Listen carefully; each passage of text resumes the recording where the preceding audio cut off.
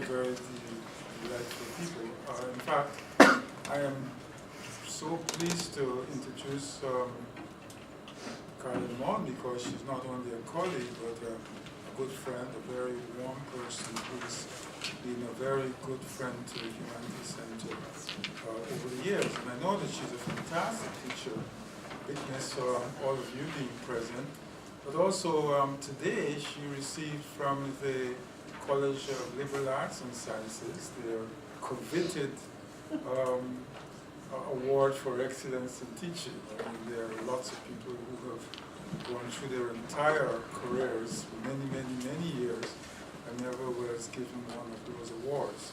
So we're very fortunate to have her as a teacher. Right now she's an associate professor in the Department of English. She teaches creative writing and American literature, and she is currently the coordinator for creative writing. She received her PhD in American literature from the University of Tennessee. And then after that, she got that in '98, and after that she went on to teach at Morgan State University in Baltimore as an assistant professor, and she founded the writing center there. She was the founding director of that center. And then she joined Wayne State University in 2004 in a very noble department, interdisciplinary studies department, which surprisingly was discontinued in 2007, and that's the time when she joined the English department, and has been a very, very an excellent addition to the department. Her interest in editing has informed much of her scholarly work. She edited the collected poems of Evelyn Scott in 2005. This was published by the National Poetry Foundation at the University of Maine.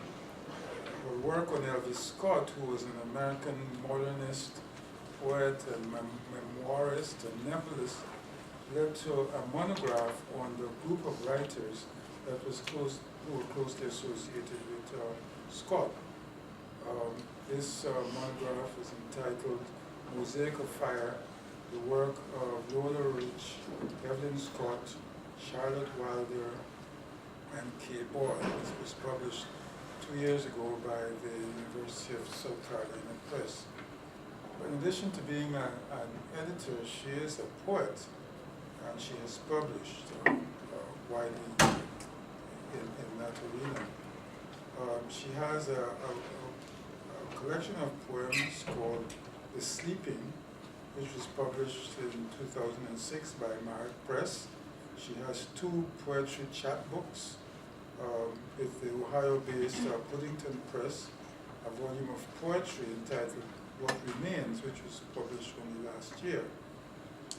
As I said, she has been a friend of the Humanities Center, and the evidence of that is that she was part of the Center's advisory board in 2006-2008. And this has been maybe her 5th Lombard talk. She's never been unwilling to assist us in that direction.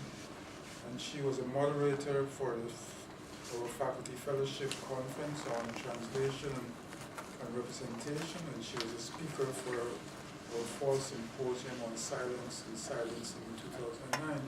And she won one of our awards in the open competition, which was one of the most hotly contested competition. She won an award from us in 2008-2009 for a project entitled Bandits and Heroes, Pets and Saints, Popular Art from the Northeast of Brazil. Of course, she was a resident scholar in 2010.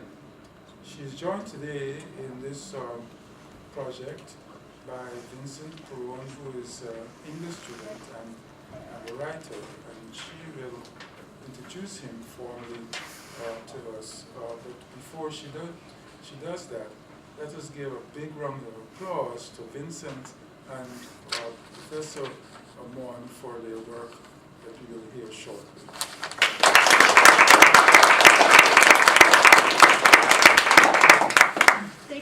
much, Walter. Dr. Edwards is devoted to this shelter for the humanities. If this is your first time in a Humanities Center brown bag talk, these happen all semester, both semesters, Tuesdays and Wednesdays. It's a wonderful place to kind of enlarge your mind. We have faculty members from all, many, many disciplines who give talks here.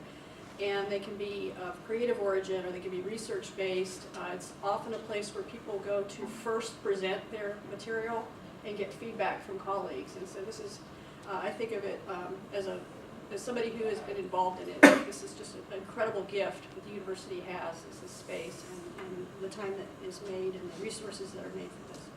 I'm going to introduce Vincent Perrone, who the order of operations is that Vincent will read a period of time, and then I will read a period of time, and there'll be moments for question and answer exchange at the end.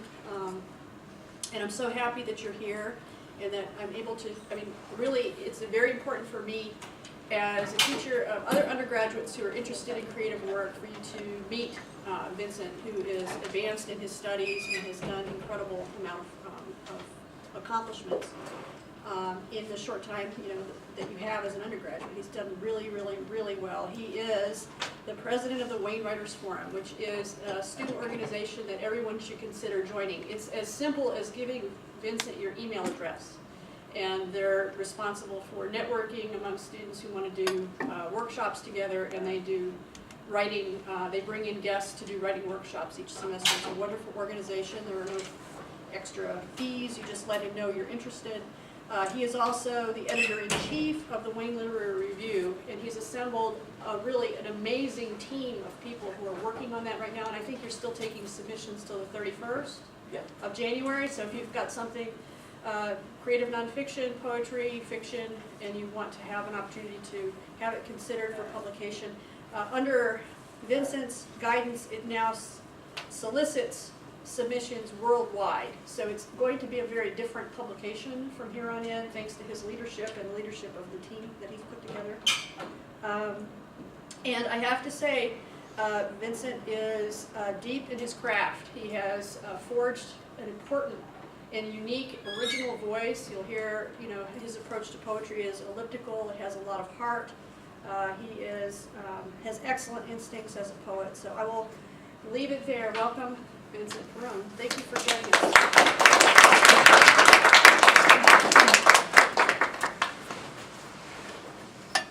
Thanks, Carla. It's it's really awesome to be here.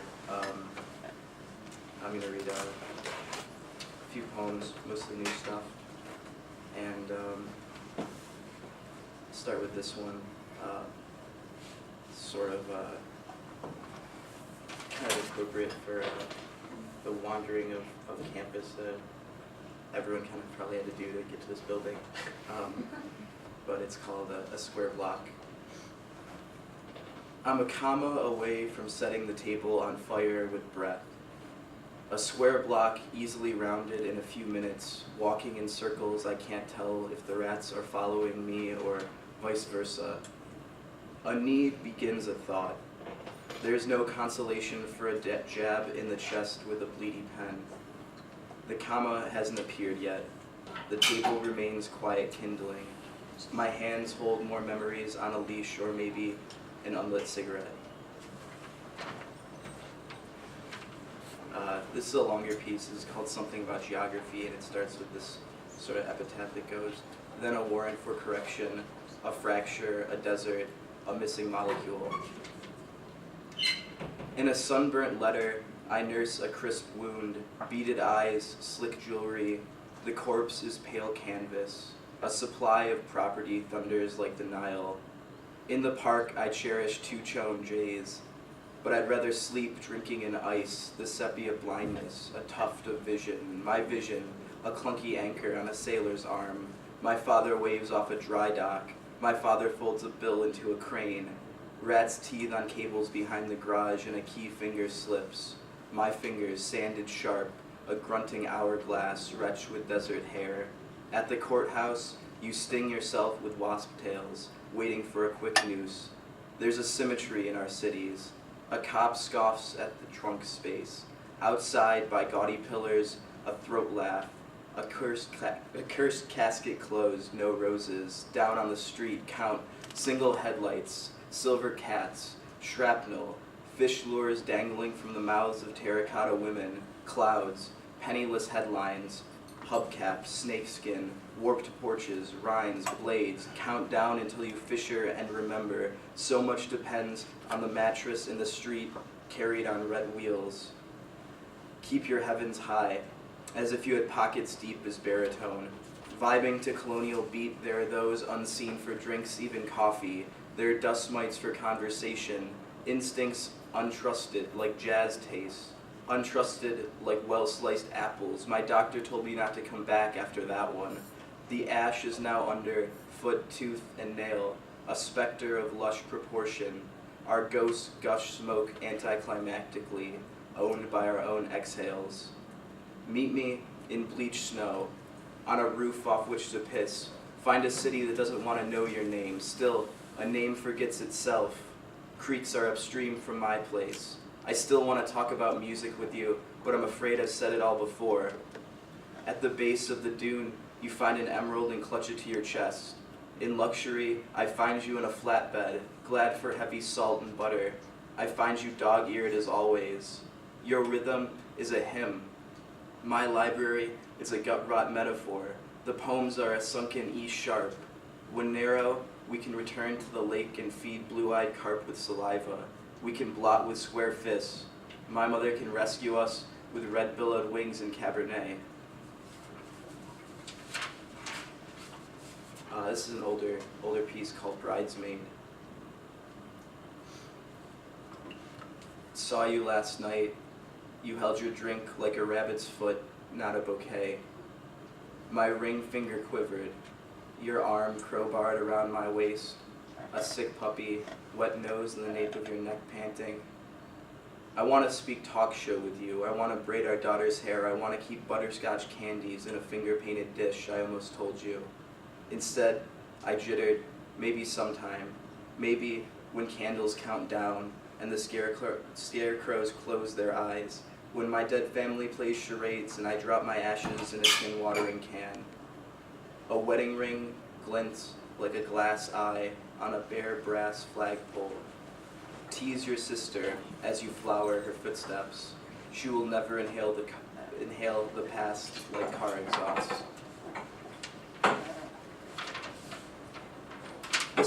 This one's called Starting, and it's sort of started as I guess just a meditation on the word itself. Sometimes I come up with a title before I come up with any sort of concrete idea or image, and it just sort of branches off from there.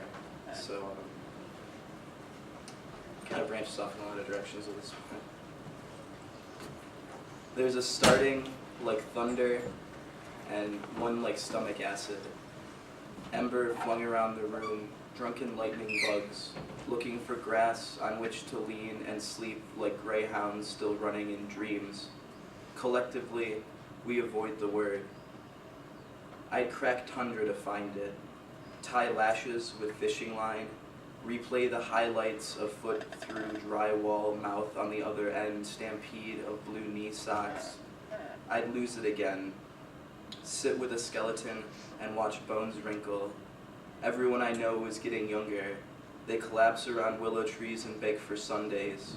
Collectively, we wheeze towards soft dirt. We breathe without atmosphere. We collect heavy stones and name them. A few years back, we cut holes in the ceiling because the windows were too dangerous. I want to ring every bell until it cracks. There's nothing in America that hasn't begun to fracture.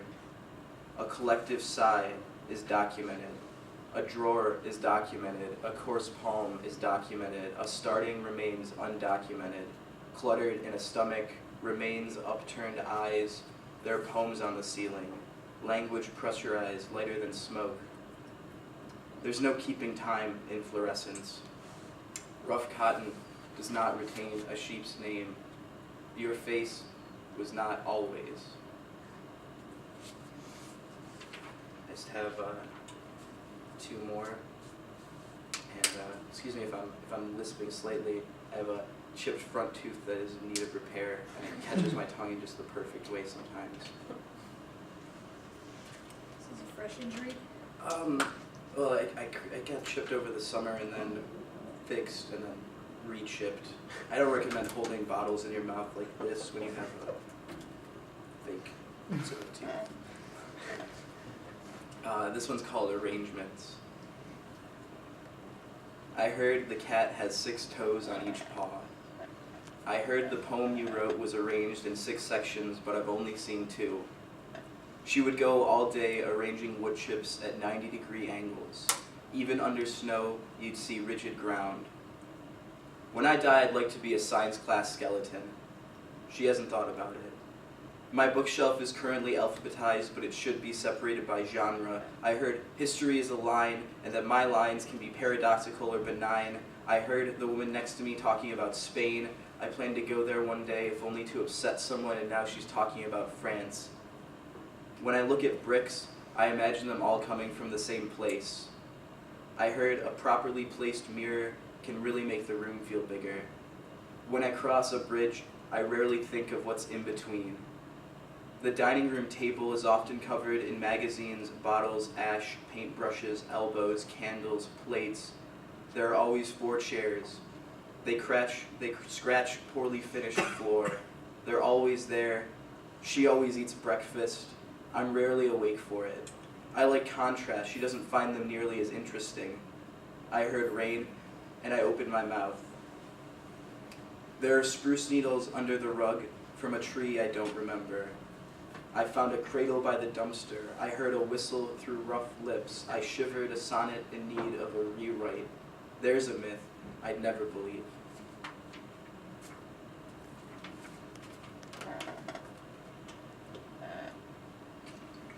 This last one's called My Sweetheart. The piano bench sneering, pause, pass a bar stool. What we make up is still made. Reaching for a poem, I pull out my hair, rattling a snake charmer to snag a drink. Still a hypothesis. What goes in must go guttural. A way station stains highway tracks. Exhales like a criminal. I would eat my words if I had any appetite. A taste like settling snow. Pressure through my ears. The yelp of sick children. Prod in the sorest spot. Cork like a pacifier. The Roman candle of thought. Grown across the Pacific rim of a pint. A skunk runs the tab through my navel. Baby is a birth name. When the stool grows cold and I'm upholstered to the right rhythm, I lay my head on damp mahogany and dash my eyes to coda.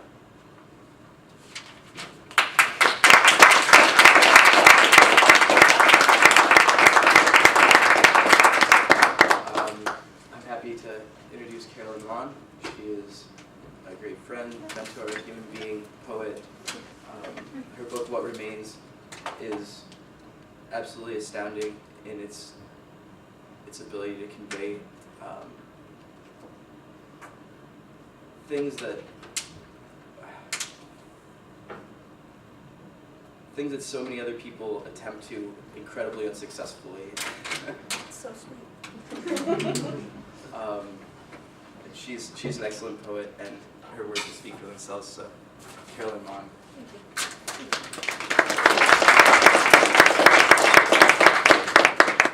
Okay, I brought some books in case you're interested in looking at them, and actually, I would not object to giving these out to folks.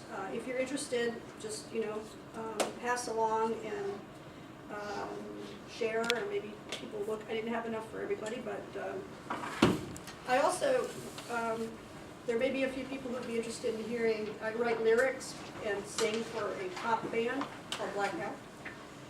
So there's that. And then an earlier book was Sleeping. So thank you, Vincent. Do you mind if I talk just a moment about your research award?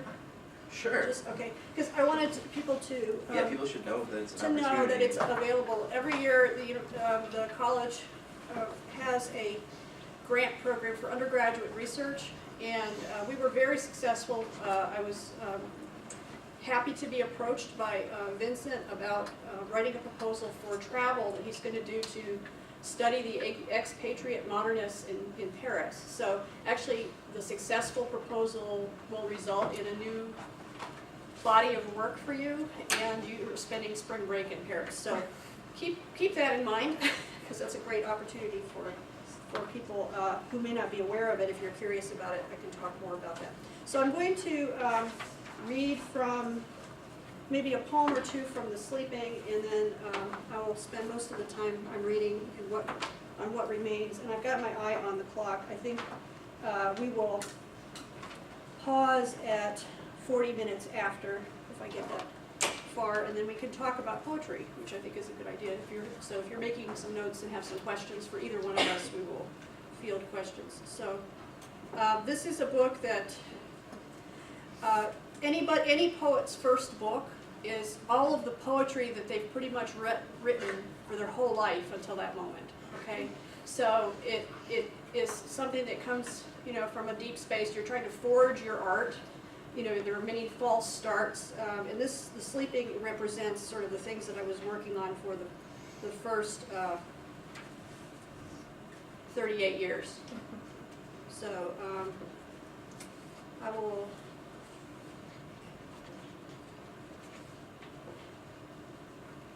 read Cicadas as Parable, which is on 4. This came out of the experience of being in an eruption of cicadas, which are, kind of insects that emerge every 17 years and sort of do, just because there's so many of them, it's like being visited by creatures from outer space. Cicadas as Parable. They are impossible to ignore. Emissaries from 17 years ago, they come back because that is how often we must be reminded of how stupid we are and how we are slaves to our appetites. They shout their craving with their whole bodies and sublimate all else, including navigation, to the totalizing, frenzied need. Flying is an afterthought. Late bloomers, they feed their dreams in the dark on routes to emerge to new bodies with only half an idea of how they work. Their business is raw and must be done quickly. Slough off that old skin, leave it there, no time to eat, sleep or reflect or watch where one goes. Each single engine contains an incontrovertible will. We are incidental in this business. If we pause even for a moment, we provide a likely perch where one might find one's heart's desire. They are death and love at once, as only red-eyed, manic dreamers are. It was kind of interesting because you walk outside and there's so many of them, they'd be sitting on you, and then you realize, oh, they're kind of like meeting. Ew. Okay, and because Mesa found this poem in this book and asked me, or mentioned it, I'm reading Online Dating on page 11, which I don't do anymore, thank you. There are different endgames. Some are rewarded in the simple act of representing themselves, an exhibitionism with little risk or cost. Others enjoy the endorphins released when the email penetrates the inbox. For them, this is enough. I know the basics: hair color, height, age, his approximate grasp of basic writing, what he wishes he could do if he had any downtime. Some estimate that half of those who post are amending the truth about themselves. We lose 20 pounds, find pictures from the distant past, mountain climbing or river rafting. We indicate our best dreams about ourselves. If there is a first date, there is rarely a second. One showed me a cherished picture of when he had hair. Another, instant messaging, bypassed all rituals and indicated the parking lot where we should meet. One man, having made it to the apartment, became afraid and ran. Out of the millions who post themselves, someone may have fallen in love this way. I see only that something is broken, the ultimate symptom of a disposable culture is the reduction of love to the syntax of search engines. Okay, I think I will switch over to the more recent book. And there was six years between these two books, with a couple of chapbooks in between. And that's about how fast I work. I think the next one will probably be a 6-year. And what I do with this is I try to be attentive to even how, like, the titles will read. So as I'm putting together a book, I want the titles, if you read them as a poem, to be suggestive of something or interesting. The genesis of this book was, it came out of grief work. In 2010, my mother, who was retired and living by herself in Florida, had a flood in her house. And so I went down and helped her rehabilitate her house. It had been on the market at just the right moment in 2005, right? So in 2005, she moved up here, we bought a house together, and we had this kind of unusual sort of Marianne Moore situation where I was living with my mom and taking care of her. And it was wonderful, it was very redemptive. But she fell and broke her hip on September 16th, 2010, and survived for about maybe 10 weeks, I think. So a lot of the poems came out of the journaling that I did through that. And I didn't wait a long time before I began to turn that experience into art, because for me, writing helps me to process emotional experience. It helps me to get distance. If I can have something that I'm feeling on the page somewhere, then I can have a different, more masterful relationship to that. So that was kind of where I am with the process. So I'm reading page 7, temporary container. I brought her home in a sealed black box. I pictured a crook of jawbone coated in ash, or the head of a femur, stubborn fist of bone. What of the titanium pin? Someone will have it, she joked, before we knew what would happen. I chose a lidded vase from the antique store, well-figured, cloisonné, lavender and blue. The need to pour her from the temporary container, whatever the complications, became urgent on Easter Monday. In the end, the powder was fine and uniform. Raising only a shadow of dust, she slipped into the pretty vase.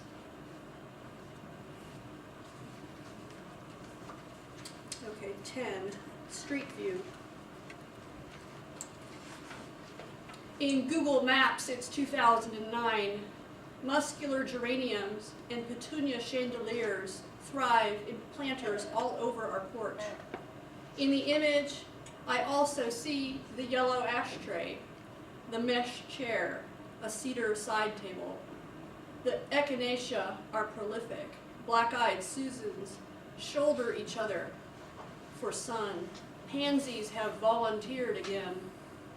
The pear tree remains dustless, although the blooms have disappeared. She isn't in her usual seat when the camera car rolls by. I can't now know if her cigarette, left to burn a moment, lingers in the ashtray. I don't know if you've ever used Google Maps to look up someplace where you used to live. I kind of do that habitually. It's like, oh, look, I planted that tree in Tennessee in front of that address. How cool is that? Okay, NPO, that's the next page, 11. For some dying persons, the circumference closes to exclude even a sip from a bent straw or a drop from a styrofoam cup. When they say you can't suck a sponge, you know where you are. My mother knew. She looked like you look when you've been ripped off, when no court will hear your testimony, where no law can shelter you. She had to leave it unfinished, even this urge for simple refreshment, survived by the soap in the dish, the socks on the floor, the milk in the fridge, souring.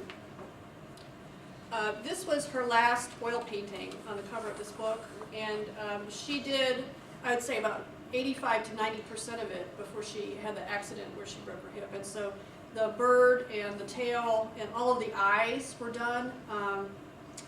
And then her art teacher, who was her best friend after her death, came in and finished the small feathers. So it's a finished painting now, but it was left unfinished, and so that's part of the background of this too. Is my mother is an artist. She never showed her work. She was an amateur oil painter, but this was a tribute to her, so that the fact that you are looking at her work right now, if she was alive to feel thrilled about it, she would be thrilled, because she's very proud of the work that she did, and my house is full of her paintings. A number of these poems are ekphrastic, meaning that they are inspired by the paintings that she did. So that's sort of a theme throughout the volume. Okay, and I'm turning the page to 13. I mentioned to my class, my 3100 class, that I think I mentioned to you guys that I spent a lot of my time growing up in Florida, Southwest Florida, so this is a reference to Southwest Florida. Directions home, 1986. Drive south until the hallucinations begin. Follow I-75 to its route, below loblolly forest to the scrub oak and the palmetto, crisp from a burn. Scrub jays perch on hands for peanuts you've saved. At the base of a long drive lined with paperbark trees is the house, and further back a dock, both ship and island. From its berth I could see the tourists' pink hotel, hear school bells ring down creek. Needlefish embroidered the mangroves, mullet slapped the surface, rippling light. The swimming pool was an unfinished experiment. Shortly after my father's death, I saw my mother and her reflection consider suicide. Not able to swim, she yet lingered at the edge. Hibiscus, it only lasts a day, shriveling into a withered fist. The crown of thorns was overgrown. Drunk on pepper tree berries, cardinals crashed into the windows. Rosary peas will kill you, but they are so shiny, perfect, red and black. Part of you listens for the rattle. Another part expects the snake. I suppose the background, rosary peas are just brilliant little beans that grow like weeds, you know, and they can be used in jewelry making, but if you puncture them, you have to be very careful because they are deadly. And so they just look like a perfect little pill that you could swallow. And fortunately, they're so hard that most people's digestive system won't break it open, but they are dangerous and they are really beautiful. So if you look up rosary peas and do an image search, you'll see what I'm talking about. Okay. A hand, 116. My mother's hands are tied, literally. She's cuffed and secured so that in a moment of half sleep or wide awake rebellion, she won't strip the intubation along with part of her throat in a red spray of no across the white sheets of can't get up again, maybe ever. I lean down regardless of the wild bacteria I can almost see hurting across her. I want to know what she wants to say, but can't. She grabs my arm with the little bit of play she has and then uses it to scratch an itch on her face. My arm, my hand, an extension of her hand, her arm, is dead curled and dumb at first.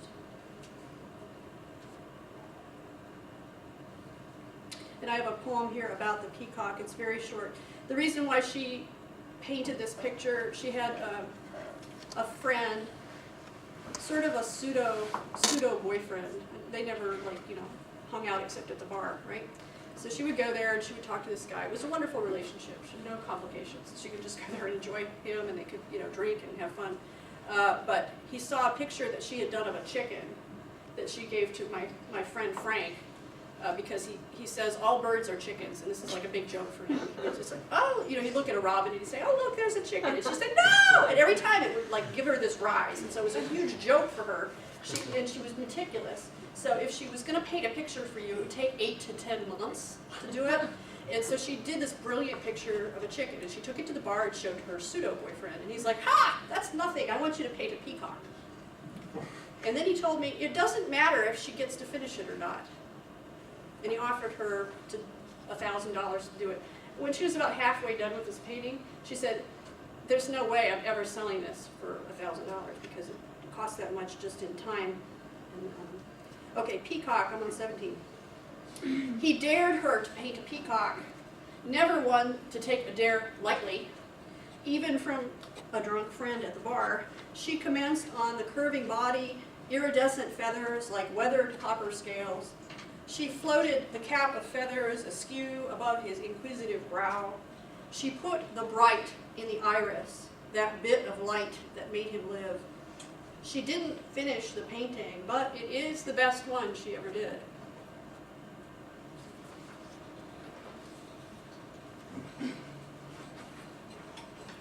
Okay, I'll take you to a different space. The middle section kind of veers away from the main narrative. And I was careful in arranging the poems. I didn't want to tell a linear story. So we know certain things about my mother, and it unfolds in a non-linear way through the poems. But there's a break in the middle. And this is called Love. It's 31. It's a short poem. Just as the bulb stretches towards blue when warmed, love infuses the things we make with beauty. Even if cradled in a shallow vase, the hyacinth is reckless with perfume.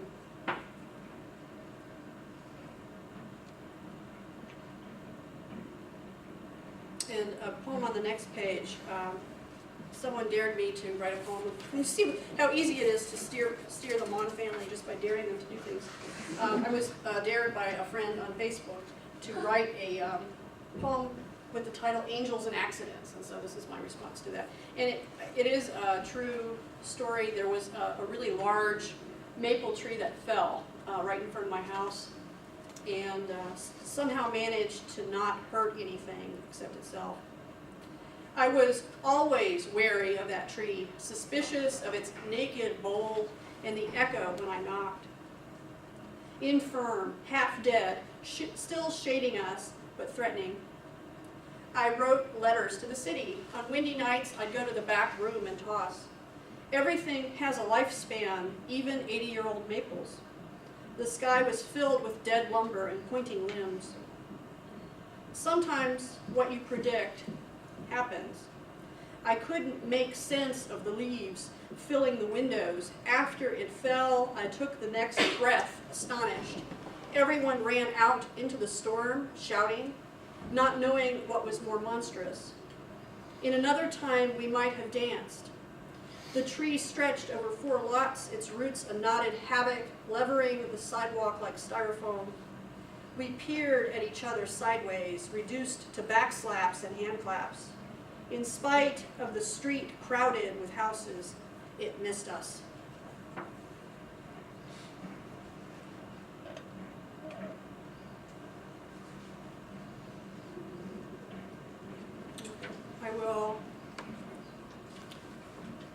I'm often drawn to writing about plants and bugs, mainly because I'm actually really writing about people, but it's easier somehow to project these things onto plants and bugs. They don't get as angry. Page 43, Venus flytrap. And I'm also very interested in sounds. This is a poem that actually self-consciously employs rhyme, which is not terribly fashionable, but can be done. Venus flytrap. Mouth and stomach, lure and snare, each pink flare honey doused, prepared to catch.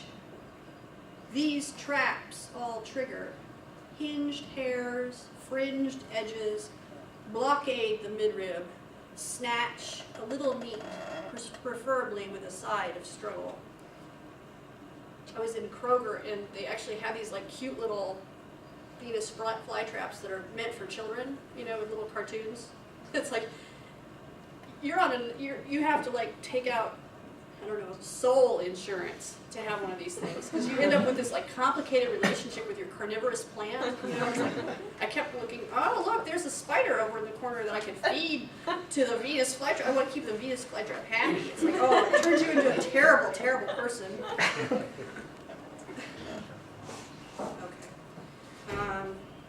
All right. In the last section,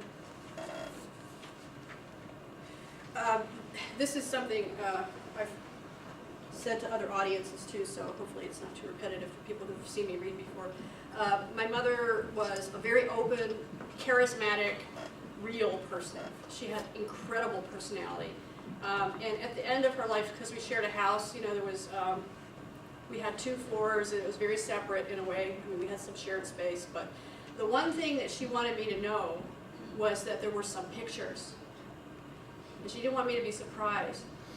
So this is called Girly Pictures of My Mom from '52.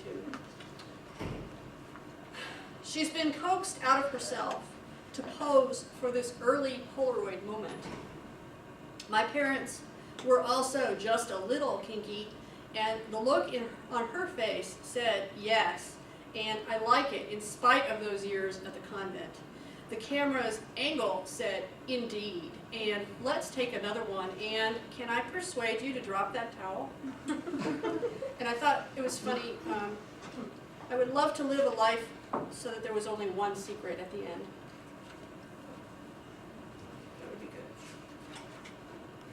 good. Okay, 58. I'll read 2 more.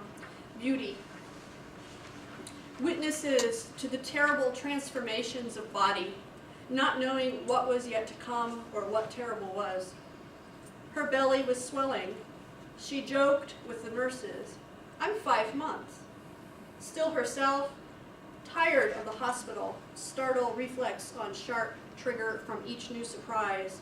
We see a shadow in the film here, a prophylactic shock we did not anticipate there. In a moment of untrusted calm, we decide to do her hair. No rinse shampoo, towels, bobby pins, bristled rollers, brush, a fierce comb with a pick end.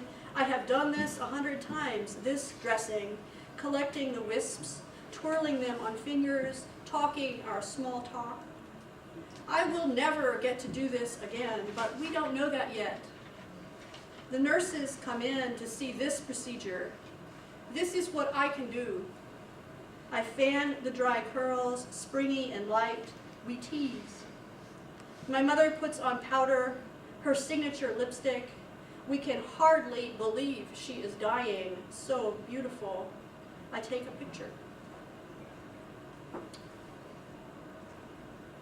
And this is a poem that has kind of become what we might call a ars poetica, which is a poem that you write that states or conveys your hopes or your theory about poetry writing.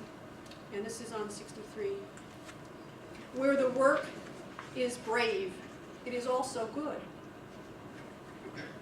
Where others would drown and sink, the willow thrives. It sets down so many roots like whitened knuckles. They not only grip the bank, they become the bank. Any twig will propagate. Broken branches on the ground grasp earth, seek moisture, and become tree. It would be an honor to be this tree. Early spring, the willow shakes her hair free, leans into the water's edge. Red-winged blackbirds strung about for adornment. Her work is all around her. She is her work. Ancient medicines distill in her sap and bark. Fables have twisted into the ropes of her leaves. A holy aura scents winds that move through her. And I think I'll pause there. This gives us a generous amount of time if you have questions, and for either Vincent or I. It would be wonderful. Thank you very much for your attention. Thanks.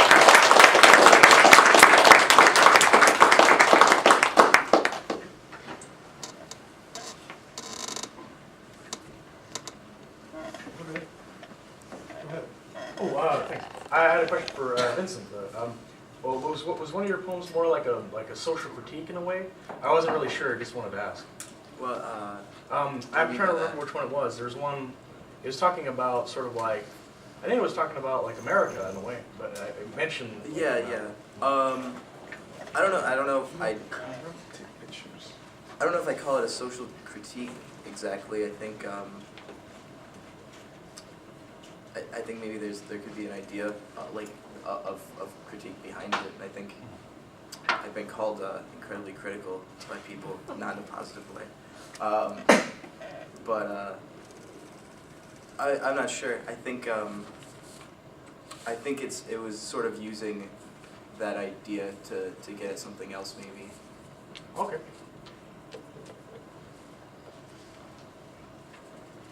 I have a question for Vincent. Can you talk a little bit about your process and maybe in what ways you use illusion, meaning that there are echoes or conversations with other artists in your work? Yeah. Well, my process is sort of. I definitely believe, strongly in the idea of condensing things to the most specific and concrete. And I don't want to take the time to explain something. I'd rather just show it and have it, And if I'm trying to get an idea, I think I try to do it as plainly as I can through images. And I guess the idea of illusion comes up in my work a lot, either like allusion to other artists, other writers, as well as allusion to places, people I know, and I find it to kind of create like its own little small world inside of the big world. I think of like the modernists talking about how they would use the contrasts of personal experience with greater world events, like they were post World War I. So I find that idea really interesting and really useful in my process.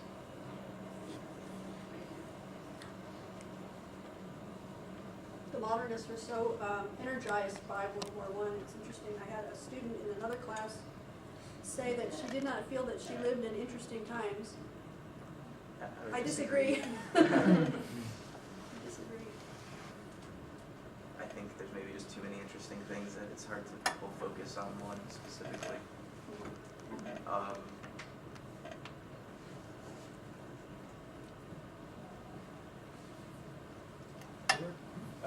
For anybody who wants to answer, actually. But you were talking earlier about how you have that, like your first book, and how it's like the culmination of pretty much all of your experiences in life up to that point. Do you find it difficult to go on from there to produce a second and third work, since you actually don't have as much time and experience separate from what you've done before? And if you do, how do you overcome that difficulty? I would say that probably there was just a different kind of energy. You have to kind of build up a sense of confidence with regard to one's own art, to step out for that first book, and it becomes, for me, it's easier to write subsequent to that. The stakes were very much higher for me for the first book. The second book, I'm trying to refine what I'm doing, and this was a kind of a project book rather than sort of a book in which you're writing about lots of different things and then have to try to impose an order on it. So it's like the approach for me shifted into kind of a different relationship with art. So I feel at a certain point that a good writing career takes grit, that you have to just keep doing it, and not everything you do will there'll be times when I'll be happy with something, there'll be times when I'm unsatisfied with something. The most important thing for me about being a writer is to just continue to do it and continue to send my things out, continue to engage in conversations. So I don't really have the same anxieties that I did when I was working on the first book. What do you think, Vince? Well, I think that when I complete a larger manuscript, I actually just feel a great weight off my shoulder when it's done, and I can say, or at least done to a certain degree where I can say I'm gonna put this away, I'm gonna shelf it, and now it's like there's a good sever in the work where it's like now I can start fresh. I don't have all these other things bubbling up and coming through it, and then it is a bit difficult to get started again in a separate kind of piece, or in a separate collection of pieces. But I think it feels great. It sort of feels like climbing a staircase or something when you complete a group of poems. When you're working on a group and something that comes in that doesn't quite fit, I keep like a separate little space, and sometimes the next project will sort of make itself will kind of emerge from the things that didn't participate in that whatever I was concentrating on. Yeah, looking at certain like groups of poems I put together, I like there'll be one and I'll say that's like that doesn't fit there at all. I try to jam it in there just because it came from the same time doesn't mean that it necessarily relates to everything else.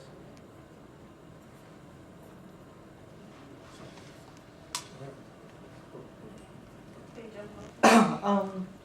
When you were going through your undergrad and graduate work, did you spend a lot of time submitting to like different literary journals? And if so, what was that process like being new on the scene? As an undergraduate, I did take creative writing courses. I studied with Sterling Watson, who's a novelist, and with Peter Monkey, who's a really fantastic poet. And my only publications as an undergraduate were in the literary review for the college that I went to. And then there was a long period where I was a very private poet. I was writing for myself only.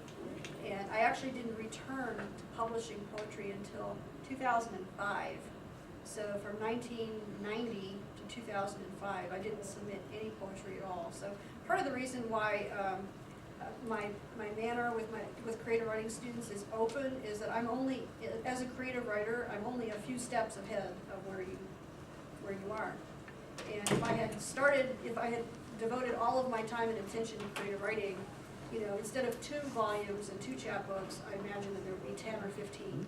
And so that's a kind of an odd career shape, but I'm happy to report that you can return to creative writing at any point in your life. So if you take a detour and you're doing something else for a long time and you're kind of writing privately, that at some point I kind of exploded. I have a kind of energy came to me in the early 2000s, and the need to share my work became urgent, and I can't explain it beyond that. It was a need to do that. So I don't know how conscious a lot of my choices have been, and there are ways to do this where you are very aware of all of the journals that are possible for your work, and you're strategic about where you send things, and you move things into the highest level journals. That has never been, I've not had a plan like that. I have simply done what I do, led by my heart, and nobody's died yet. Because of poetry. Yeah. I have a question for Vinny. I was wondering how long it actually took you to write your poems, because they're very descriptive, and even the shorter ones have like an interesting narrative. It's really hard to say. I'll work on a draft and maybe get a first draft. I mean, I can be really lucky and the first draft can come in 15 minutes or something. And sometimes I'm working for about an hour or two, and then revise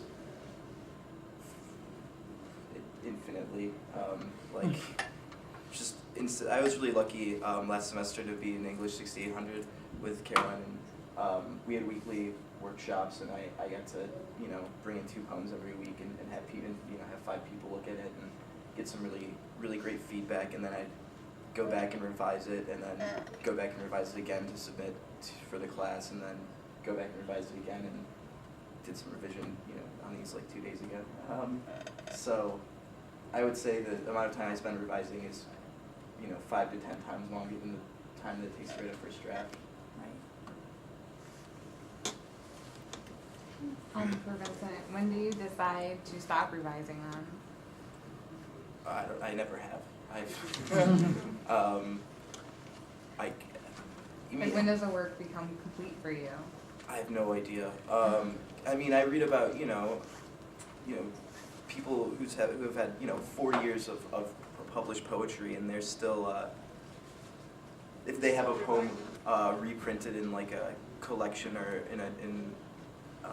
in something else, like an older poem, half the times they'll revise it and they'll have, 5 different versions of the same published poem just because they, I feel the more distance you have from the poem, like you'll want to revise it again because you have a different interpretation. So it's really, it's really, really hard to say when something's done, at least for me. It's not very helpful. Okay, Otto. Oh, yes, I thought both of the speakers were really good. I just want to ask a question, but I wanted to say though, I think with the poem about the online dating, that was sort of an interesting one because it was a little bit like, it wasn't really like, I like the other ones were more deep because it had more personal experiences and stuff, so it was very intriguing that way. But I thought some of the smaller ones were pretty interesting as well, But my question is why exactly is like the element like of danger, for example, the poisonous berry, or why is that such a it seems to be like a prevailing theme? Is there like a reason? That's interesting. Yeah, I guess I am attuned to the everyday risks that we experience in this chapbook. I was invited to write an essay about why I write poetry, and I have in my background a particular. I was 16 and attacked by a stranger who came to our house that I didn't know, and so I have a sense of kind of the everyday. We operate under a very comfortable set of illusions, and most of the time they work pretty well. But I am absolutely tuned into kind of the everyday things that turn into disasters. So that's a good question, and it comes straight out of personal experience. I don't have like a highly theoretical position on why that is. That was what I bring, and I think that part of being a poet is honoring your experience and how it shapes how you read and what's meaningful to you. We are beyond the 3:50. If everybody's comfortable, we can do a few more questions. Anyone else have something? I want to give anybody who needs to duck out a chance to do that, because our class time is officially over. Thank you, Edward. Thank you, Edward.